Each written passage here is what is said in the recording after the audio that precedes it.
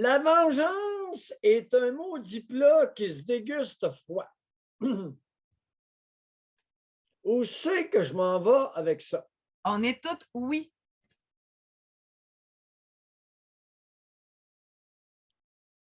De mon vivant, et pendant que je suis psychiatre actif, encore, je vais pouvoir me venger comme vous n'avez pas idée. Là, vous gardez le suspense, là. Dans la presse plus, pas dans les journaux de l'Empire québécois,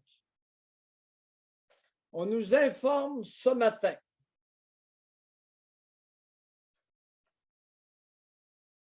que le département de psychiatrie de l'Université de Montréal a été sommé de corriger ses lacunes par le Collège royal des médecins et chirurgiens du Canada. Et de quelle lacune on parle? Sécurité, formation, encadrement des futurs psychiatres, le kit au complet. Je cite par courriel, le Collège des médecins du Québec, qui fait aussi partie du processus d'agrément, a dit être au courant de la visite faite à l'Université de Montréal et indique qu'il évaluera lui aussi l'an prochain les correctifs mis en place. J'ai eu 16 ans de temps, le Collège des médecins du Québec accroché au cul. Ils m'ont coûté une fortune. Ils m'ont empêché de devenir riche. Ils auraient pu faire de moi une Jacinda Ardern. Malheureusement, vous savez, je suis un roseau. J'ai plié, hostie, et je n'ai pas cassé. Pour leur plus grand déplaisir.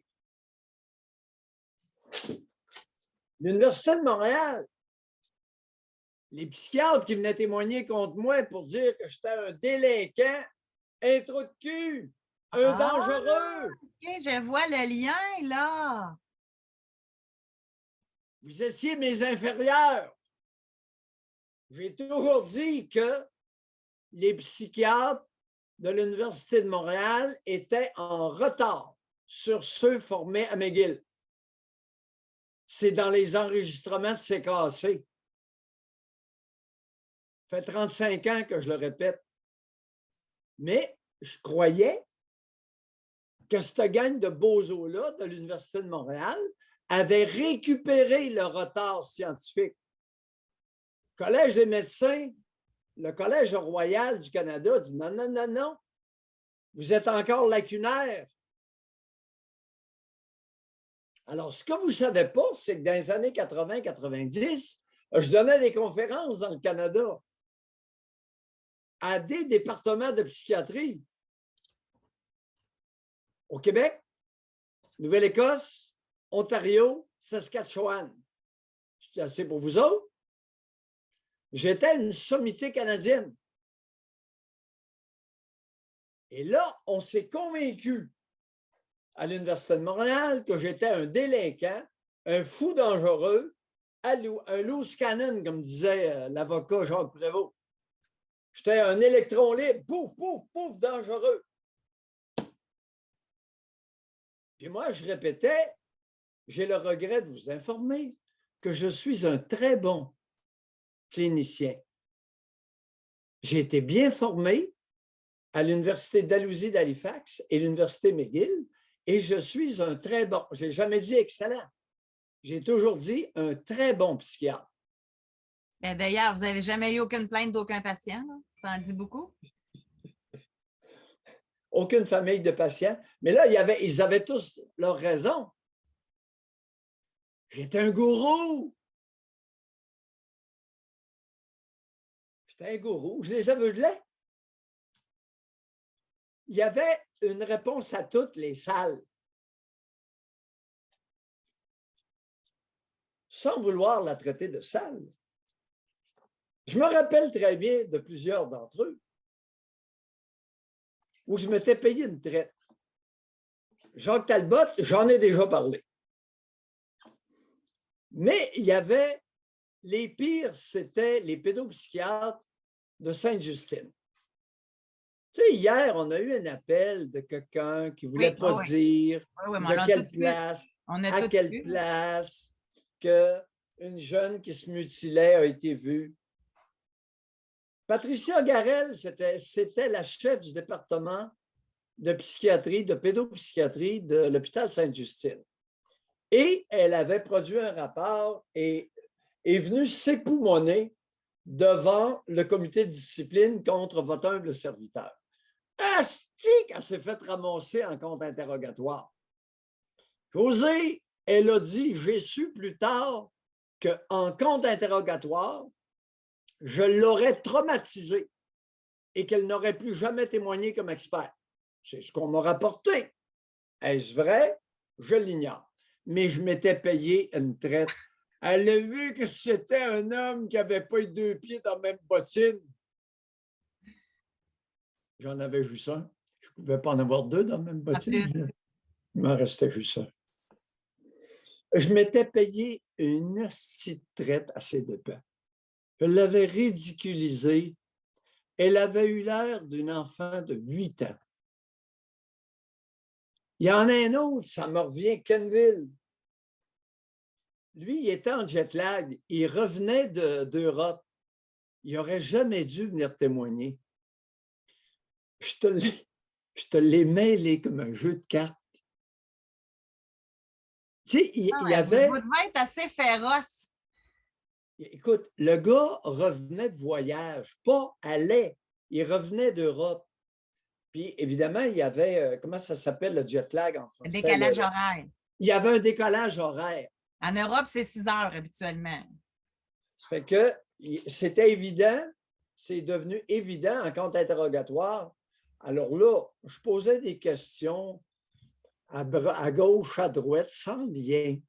Et lui essayait, à un moment donné, il est venu tout mêler. Vous savez, bon, alors, tout ça pour vous dire que, chers amis, je vais contacter le Collège des médecins du Québec. Je vais contacter mon association professionnelle des psychiatres pour leur offrir mes services à nouveau. Vous avez besoin de moi pour améliorer. Voici ce que je veux que s'améliore chez les psychiatres de l'Université de Montréal. Votre rigueur diagnostique, votre capacité de détecter des symptômes de schizophrénie, familiarité avec le traitement aux antipsychotiques, meilleur suivi lorsque vous prescrivez des antipsychotiques et suivi de plus près, et évidemment, mon point fort, l'augmentation des doses d'antipsychotiques chez les patients atteints de schizophrénie sévère qui ne répondent pas aux doses usuelles.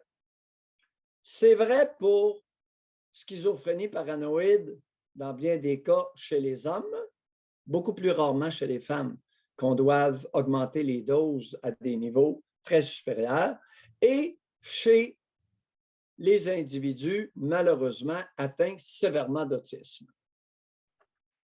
Alors, c'est mon programme. La vengeance est un mets qui se déguste froid.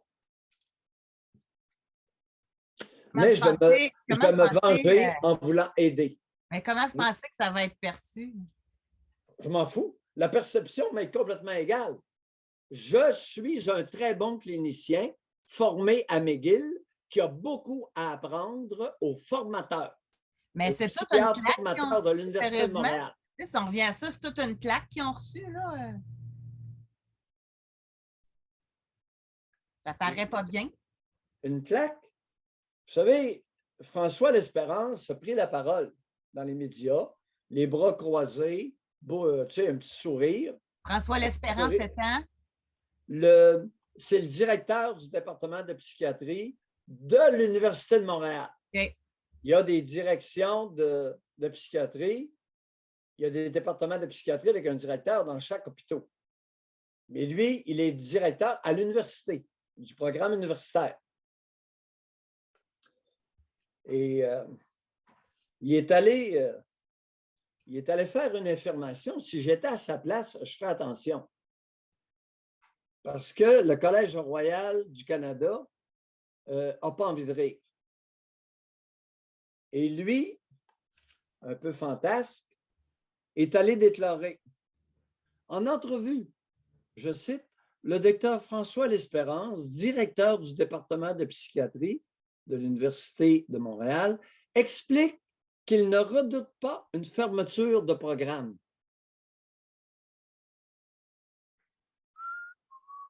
François, ça, c'était pas la chose à dire. C'est provoquant. Non, pas de problème. Jamais le Collège royal va nous fermer. Nous autres de l'Université de Montréal. Et fais attention, l'arrogance ici n'est pas de mise.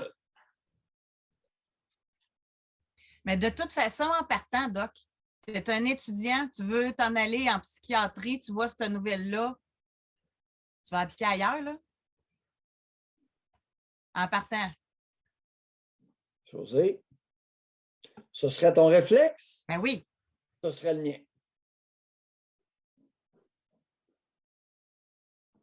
Je ne croyais jamais vivre ça pendant ma carrière active. On comprend Alors, votre idée. j'ai pris la décision de commencer au prochain congrès des psychiatres au mois de juin, de donner une conférence ou deux, évidemment, sur mes points forts, mes résultats obtenus, à quoi on peut s'attendre lorsque on essaie d'améliorer l'état des personnes sévèrement atteintes de schizophrénie ou d'autisme. Vous savez, ça fait 44 ans que je fais ça. Je vous le dis, je l'ai dit, je le répète, je suis bon là-dedans. Vous avez beau pas me croire, je suis vraiment très bon. Qu'est-ce que je ne peux pas rien vous dire d'autre?